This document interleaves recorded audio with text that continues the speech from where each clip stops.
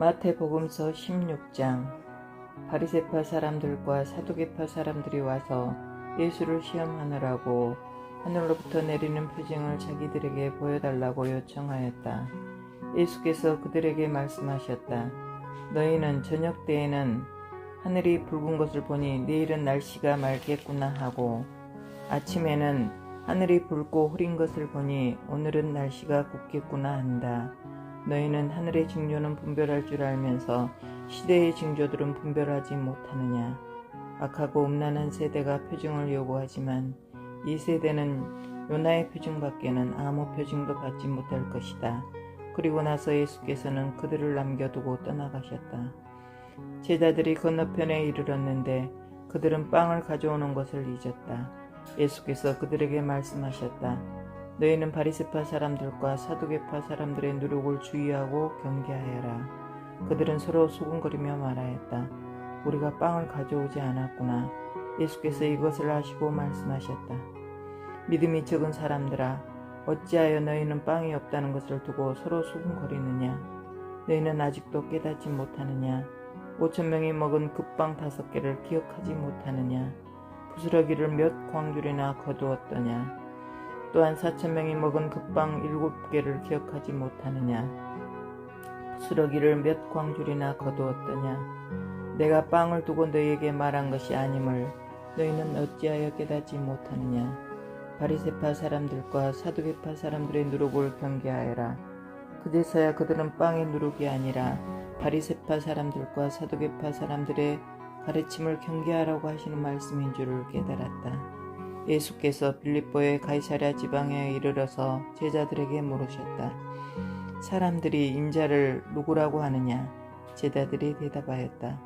세례자 요한이라고 하는 사람들도 있고 엘리야라고 하는 사람들도 있고 에레미야나 예언자들 가운데 한 분이라고 하는 사람들도 있습니다. 예수께서 그들에게 물으셨다. 그러면 너희는 나를 누구라고 하느냐? 시몬 베드로가 대답하였다. 선생님은 살아계신 하나님의 아들 그리스도십니다. 예수께서 그에게 말씀하셨다. 시몬 바요나야, 너는 복이 있다.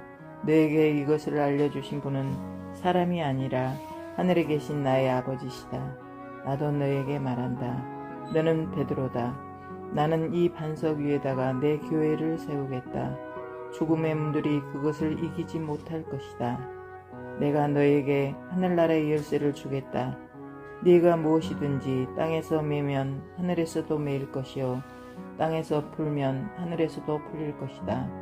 그때 예수께서 제자들에게 엄명하시기를 자기가 그리스도라는 것을 아무에게도 말하지 말라고 하셨다.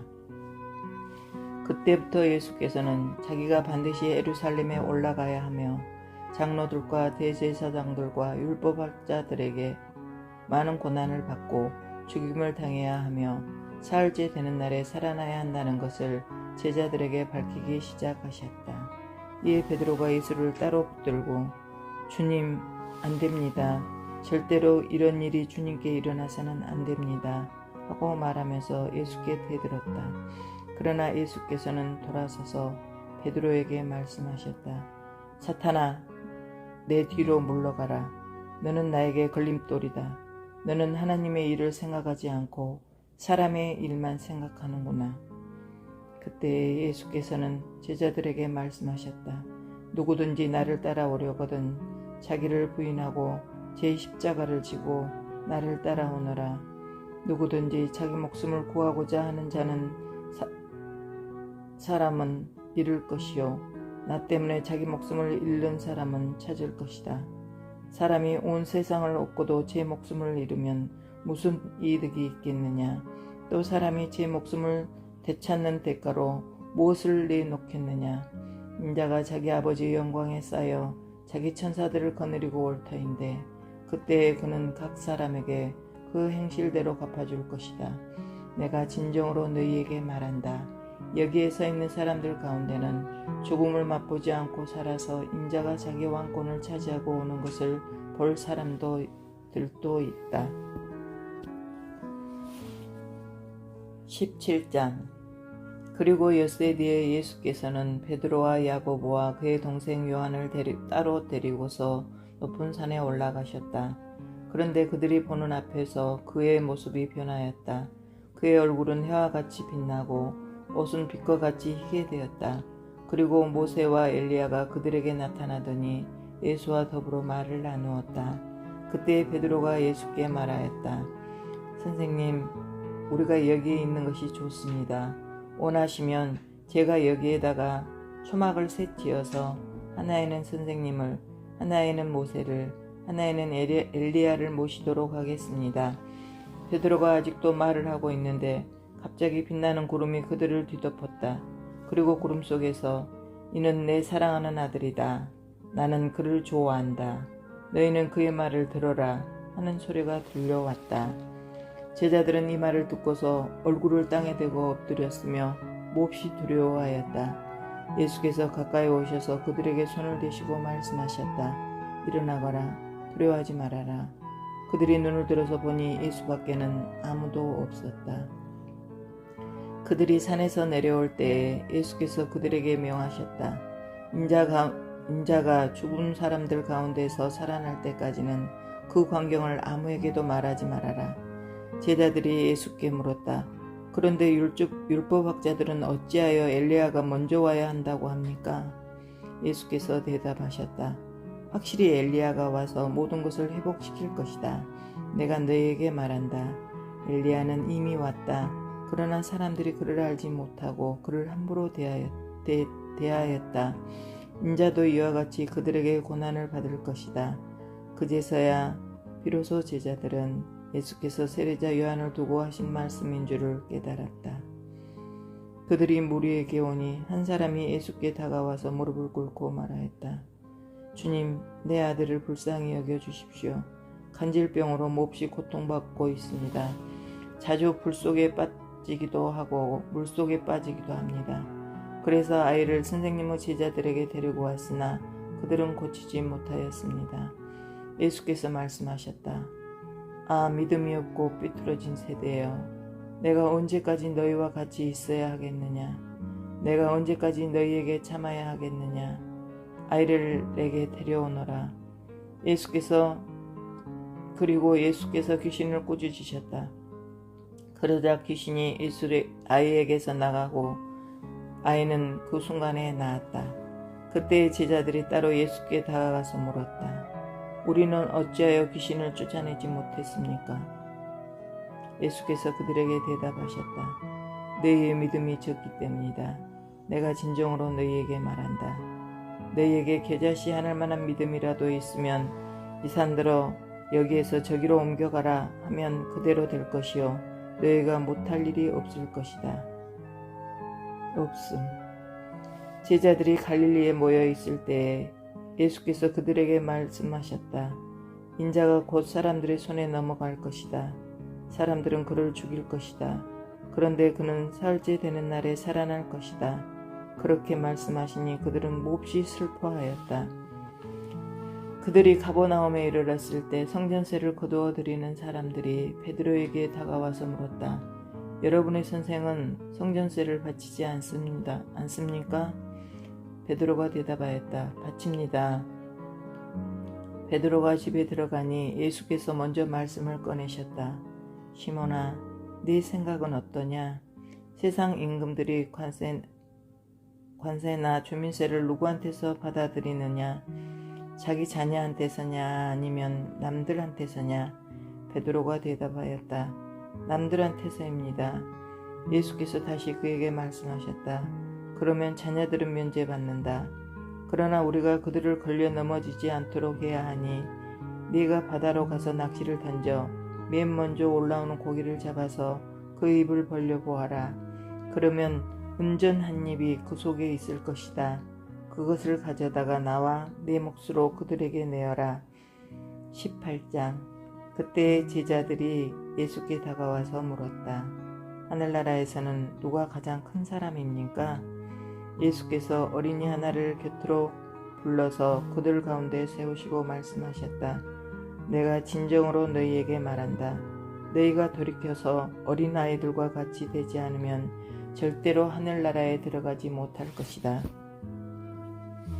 그러므로 누구든지 이 어린아이와 같이 자기를 낮추는 사람이 하늘나라에서는 가장 큰 사람이다. 또 누구든지 내 이름으로 이런 어린이 하나를 영접하면 나를 영접하는 것이다. 나를 믿는 이 작은 사람 가운데서 하나라도 걸려 넘어지게 하는 사람은 누구라도 차라리 그 목에 큰 맷돌을 달고 깊은 바다에 빠지는 편이 낫다. 사람을 걸려 넘어지게 하는 일 때문에 세상에는 화가 있다. 걸려 넘어지게 하는 일이 없을 수는 없으나 걸려 넘어지게 하는 일을 일으키는 그 사람에게는 화가 있다. 내 손이나 발이 너를 걸려 넘어지게 하거든 그것을 찍어서 내버려라.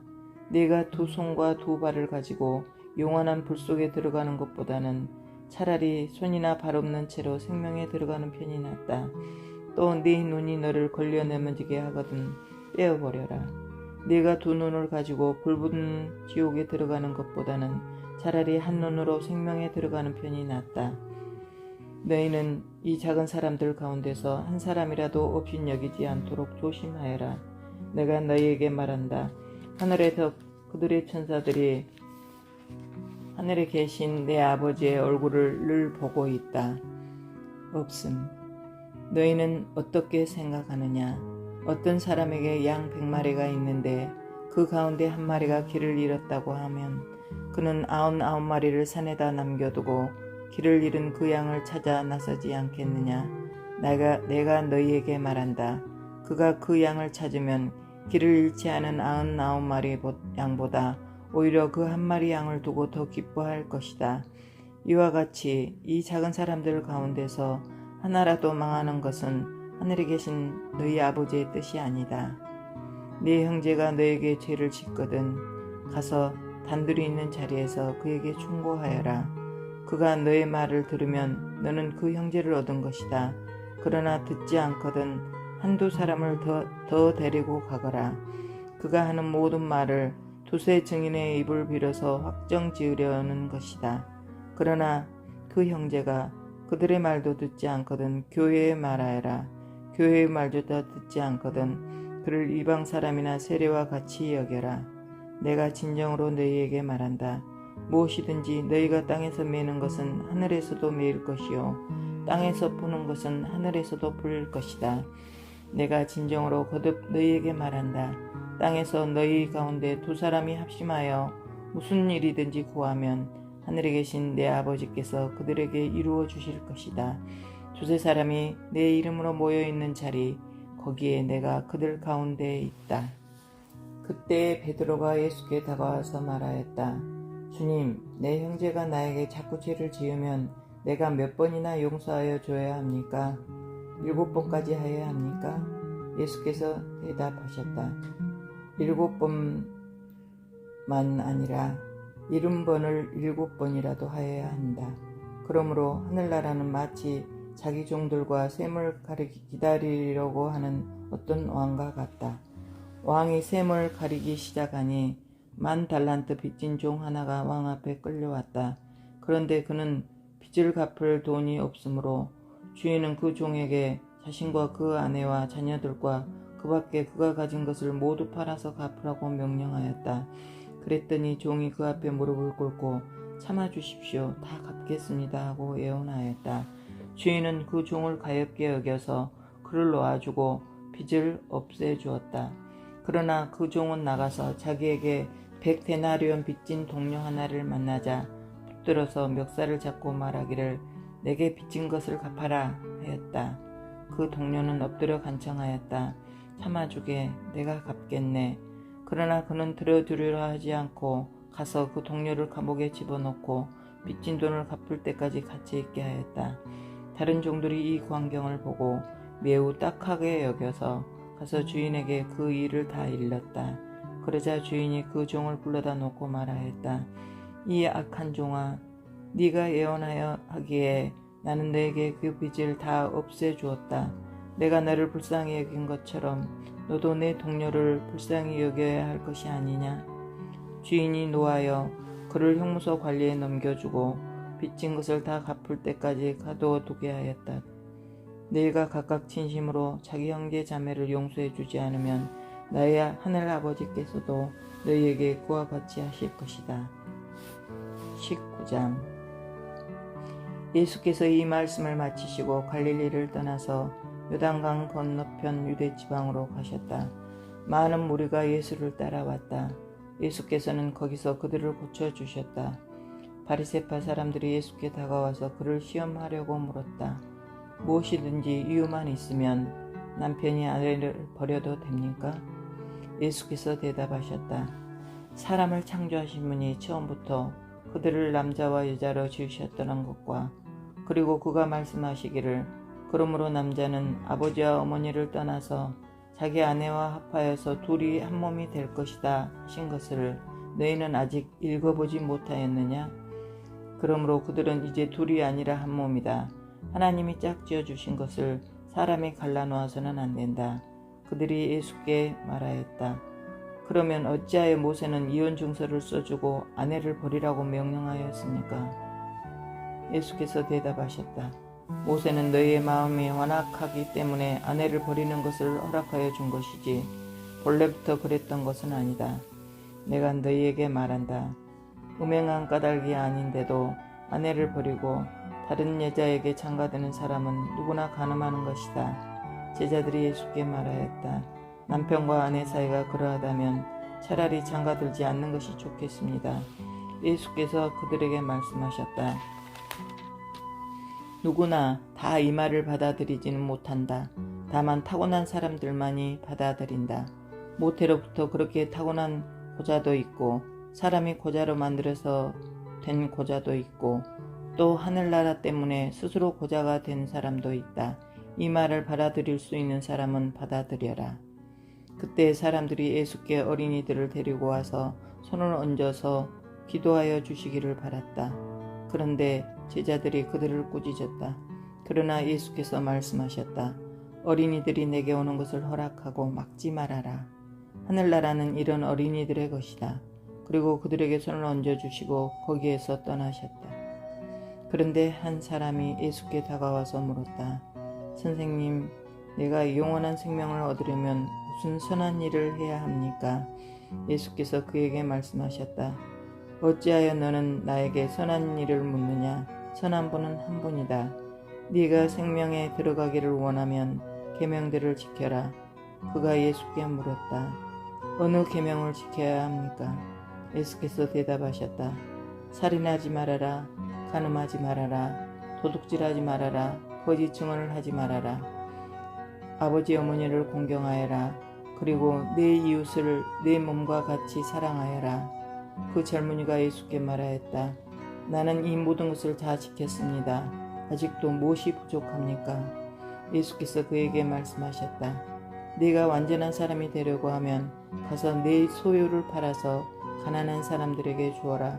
그리하면 네가 하늘에서 보화를 차지하게 될 것이다. 그리고 와서 나를 따라라. 그러나 그 젊은이는 이 말씀을 듣고 근심을 하면서 떠나갔다. 그에게는 재산이 많았기 때문이다. 예수께서 제자들에게 말씀하셨다. 내가 진정으로 너희에게 말한다. 부자는 하늘나라에 들어가기가 어렵다. 내가 다시 너희에게 말한다. 부자가 하나님 나라에 들어가는 것보다 낙타가 바늘귀로 들어가는 것이 더 쉽다. 제자들이 이 말씀을 듣고 깜짝 놀라서 말하였다. 그러면 누가 구원을 얻을 수 있습니까? 예수께서 그들을 눈여겨보시고 말씀하셨다. 사람은 이 일을 할 수 없으나 하나님은 무슨 일이나 다 하실 수 있다. 이 말씀을 듣고 베드로가 예수께 말하였다. 보십시오. 우리는 모든 것을 버리고 선생님을 따랐습니다. 그러니 우리가 무엇을 받겠습니까? 예수께서 그들에게 말씀하셨다. 내가 진정으로 너희에게 말한다. 새 세상에서 인자가 자기의 영광스러운 보좌에 앉았을 때 나를 따라온 너희도 12 보좌에 앉아서 이스라엘 12 지파를 심판할 것이다. 내 이름을 위하여 집이나 형제나 자매나 아버지나 어머니나 자식이나 땅을 버린 사람은 100배나 받을 것이요 또 영원한 생명을 물려받을 것이다. 그러나 첫째가 된 사람들이 꼴찌가 되고 꼴찌가 된 사람들이 첫째가 되는 경우가 많을 것이다.